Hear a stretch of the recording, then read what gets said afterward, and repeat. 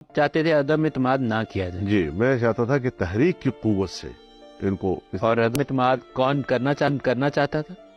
عدم اعتماد کی تحریک پیپلز پارٹی چلا رہی تھی. اور پیپلز پارٹی کے حوالے سے میں اگر آپ کو صرف اتنی بات کہہ دوں کہ میرے پاس خود جنرل فیض حمید صاحب آئے تھے اور انہوں نے مجھے کہا تھا کہ ود ان دا سسٹم آپ جو کرنا چاہیں ہمیں اس پہ اعتراض نہیں ہوگا، لیکن آؤٹ آف دا سسٹم نہیں.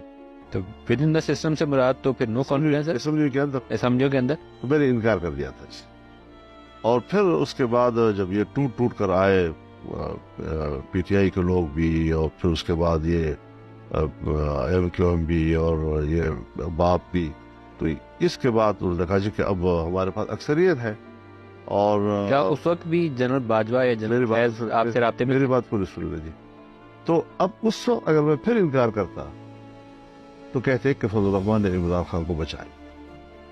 تو وہ چیزیں تھی کہ میں صرف اس لیے آپ کے سامنے ذکر کرنا چاہتا ہوں کہ تاریخ کے اوراق پر حقائق تو کسی وقت آئے نہیں. کیا اس وقت جنرل باجوہ اور جنرل فیض آپ سے رابطے میں تھے جب یہ لوگ ٹوٹ کے پی ٹی آئی سے اور ایم کیو ایم اور باپ پارٹی؟ حضرت وہ بالکل رابطے میں تھے، اور ان کی موجودگی میں سب کو بلایا گیا اور سب کے سامنے ان سے کہا گیا کہ آپ نے یہ اس طرح کرنا ہے اور اس طرح کرنا ہے. سب کون تھے وہ؟